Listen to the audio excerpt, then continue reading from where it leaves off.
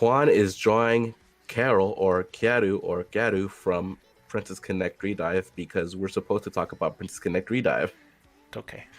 for a bit, I guess. Yeah, I would say for a little. It's kind of just like a talk period. Yeah, much, just in general. Yeah, she looks cute. She is really cute. Yeah, she's adorable. She's definitely one of the more adorable characters in the show. I will say something right quick though. Looking up references of this character, I'm fucking pissed because like they do the thing where like she has cat ears and she also has human ears. So I'm just gonna act like that doesn't exist. No. Yeah. What? No. People love the fact that she has both. God, now I'm gonna always think about it. I always find that so weird that like they have two ears. I'm like, which one works? Like, which one is the working ear? I mean, both. Probably both, honestly. Come on, here's the thing. In Princess Connect, like in the show, they present it so unapologetically. Of course they will. Like in most shows, it's kind of like, hey, like let's hope they don't notice. Mm-hmm. In this show, it's like unapologetically, like zooming on both her ears. God. So it's funny. Like recently, I had commented on one of Basimoto's posts on Twitter. They always do like small little reviews on their Twitter posts about anime they watched this season, and he gave it like a 5 out of 10. You know, it was like it's a story that goes nowhere, that doesn't answer any questions. I'm just like, okay, I can understand where you come from there, because I was like, Princess Connect was more of my palate cleanser. And he asked me, he was like, what do you mean by palate cleanser? I was like, okay, cool. So like every season, there's always the super action shonen. There's always the over the top ecchi comedy. There's the slice of life, and then there's just the in between, right? It's just a show that's just there for entertainment. Nothing special, nothing crazy. It's just there to have fun, right? Yeah. And for me, that was Princess Connect. I literally, every time I watched it, I just felt like having fun. Like I wasn't trying to get super in depth into the story, or like I didn't really like get super invested into the characters. I was just there to have fun. The thing is that like I can see why people get upset, only because it kind of teases a story a little bit. Yeah, because like to me, I said it in my video. To me, it's a slice of life. Yeah, 100%. It's basically just kind of an episodic. Yeah, it's an episodic show with an overarching theme to me. Yeah, and I guess people get mad that they don't like really follow up on that overarching theme. Mm-hmm. And when they do, it does go nowhere because it's not really supposed to. Yeah, I would say it's just kind of doing its thing. Like I don't really see why people like. It's because like they see the tease and they're like, no, I want more of that story. I want more of that fantasy world. I feel like there's like this problem sometimes where people like have a hard time enjoying like simple things. Sometimes it's not about like having an overarching story or being like deep. It's sometimes about like just enjoying like those little like moments where things are just fun. And I feel like Priconne, it starts like very lighthearted. Like even if there's like an overarching story, like literally like in the first 5 minutes you see the main character being like dragged around by wolves and shit like that. Just like, you can already tell. You see Kokoro's OXO face for the first time. Yeah. Yeah. Yeah, when I made the video, I think it was in like 5 episodes in. Yeah, 5 or 4. 5 or 4. At 5 4 or like around like 6, around that much. And yeah, I mean, I feel like my opinion really hasn't changed, only because the show hasn't changed. I think it really does tell you what it's gonna be in the first few episodes. Essentially, yeah. I would watch Sugumomo, and I love Sugumomo, but Sugumomo is extremely ecchi, like extremely ecchi. And once you see basically borderline hentai at that point, you're just like, all right, I need to wash my tongue a little bit, I need to wash my eyes a little bit. So I'll watch Princess Connect because it helps wash the eyes, like fun jokes, stupid things. Like it's cute and funny, which is two things that it's like the two things that a weeb needs in his life: cute and funny. Essentially, yeah, it's just cute and funny. And then after that, I would watch My Life as a Villainess, which is the wholesome show. That's just also just fun, but actually has a more engaging story. So like, it's kind of like, like I have my first course, which is more of a harsh entree, and then I have the palate cleanser, the little chocolates, and then I have the main course. kind of how like I view my anime watching experience. That makes sense because both in your example and in real life, I've only been eating chocolate. Oh my God. It used to be like that. My palate's always clean because I never eat harsh foods. I mean, okay. Well, God. technically, we're on brand because Princess Connect throwing is this- also about. Because Princess Connect is chocolate. Yes. Well, no, not even just that. Not even just that. Like it's about food too. Like the main. Like it's about food. They're in a gourmet guild, bro. That's They're in a whole gourmet guild. that's right. That's what the whole show's about. I think. Yeah. That's still unclear. Yeah. No, it's definitely still very much ambiguous, but you know, it always goes back to, hey, I cooked this one dish at the end or the beginning of the show. Enjoy. And then a bunch of shenanigans ensue, and then we end off with, hey, eat this food I just made. And then there's only one good cook, and that's all that matters. Oh my God, Pecorine. It's just like, yeah, she can cook anything, but isn't she supposed to be like a warrior or something? Yeah, but like, she can cook some really damn good eggs. Pecorine is like wife material. 100%. 100%. Like, she can fight, she can make food, she can eat food. Yep, all of those. She's like strange. Like when you first meet her, you think she's going to be like that, you know, anime bimbo character. Yeah, she kind of gives out that energy, like the I'm the clueless comedic relief. Yeah. Yes, the good cook does have large mammary glands. Yeah, she does.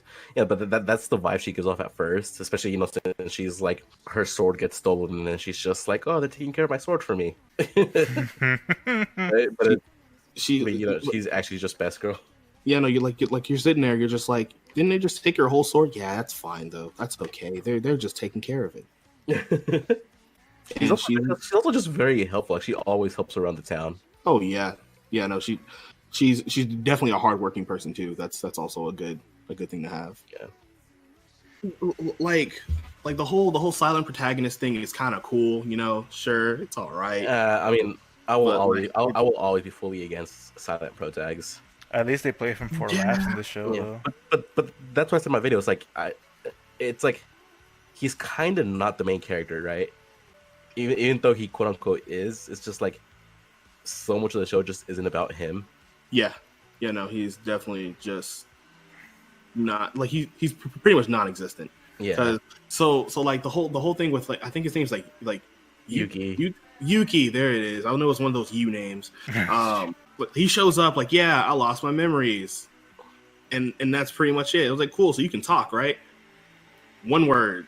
That's pretty much the extent of my vocabulary. Like, he always sounds so weird when he talks. Yeah, he sounds actually like he sounds like he actually is learning how to speak for the first time. Yeah.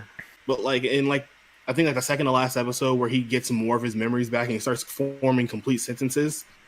Like, I feel like everyone looked at him just like, you can actually speak full sentences? That's different. And it was like 4 syllables. Yeah, no. Well, no, it was an actually formed sentence. I was surprised. I had to pause for a minute. I was like, what? You can actually talk?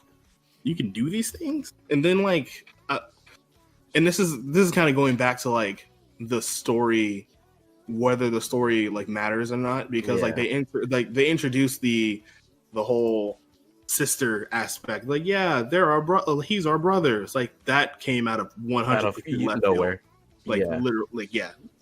I was just like, cool. So he has sisters.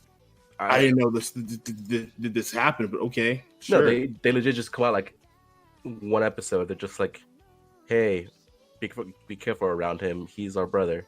Yeah, I'm just like, who okay. Who are you? It's like, okay. Who are you? It's like, what, 8 episodes in? Yeah. Like, no, not even 8 episodes. Like you know, like 9 episodes in. There's 9 episodes in. It's just like, it was like, yeah, he's our brother. He's our brother. Cool. Never met you a day in my life, but all right, brother. Whatever you say. Yeah, it's really weird that the story is like half there.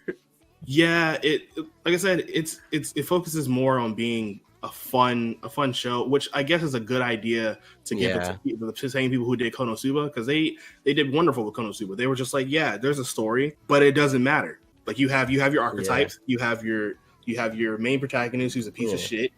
You have your. I feel like it's way more like obvious with Konosuba because they're so unapologetically like, hey, this is gonna be a dumb show. Yeah, 100%. Like from the beginning, the moment they tell us, well, spoiler for anyone who hasn't watched Konosuba in the chat or in the video, but they tell us in the first episode, beginning, whenever it's just like, yeah, you didn't get hit by a car. You actually didn't get hit by anything. You thought a tractor was a car. You died of shock. And then you pissed your pants while you were in the ambulance. Just like the doctor and your parents were laughing. Yeah, I was just like, what the fuck? They took that same formula and threw it in there, and it works because it's a story based off of a mobile game. So it's like the story's there, but it's also giving us the idea of freedom as the main character. Yeah. So, that's why we technically see everything from Yuki's perspective. Like as we see them as a group, but technically we're from Yuki's perspective as the protagonist, as the one who doesn't know shit, pretty much. Exactly. So the entire time he's kind of just like learning as he goes and performing quests or like little things that we would do in the mobile game to get through the story. And it's kind of the same thing. We're not there for the story, we're there for the experiences, and that's what they're giving us. So like I said, it's a good just go with the flow type of show. Instead of thinking too hard about it, like, well, this happened in this episode, so when's the payoff for this one? Like, there doesn't have to be a payoff. Connect was really good. It was fun. Like, if I could give it a rating, I would probably say like a good, like decent, like 6-7 out of 10. I agree. I wouldn't say like I would be going out of my way to watch it again, but like if I happen to like catch it, I'd be like, oh yeah, sure. Cool. I feel like my hard rating would be like a 6.6. It's a good just like in between show. Not great, not terrible, just enjoyable. What kind of food is Battle Shonen then? Battle Shonen. That's more of a Juan thing. Shit, dog. What? We'll let Juan give his opinion on that. Kind of full. Honestly, like, I'm trying to think of like how to put it. That's like straight like super spiced up food. Honestly, like depending of which one it is. Because if it's like Battle Shonen, that's gonna like that's like steak and shit like that. Like it's very strong flavors. Like you come out of that and you're like full as fuck. That's what you mean. I can see that. I feel like other shonen, like I will say like My Hero and things like that, like the ones that are like more slow paced, I feel like they're like more so full course meals, right?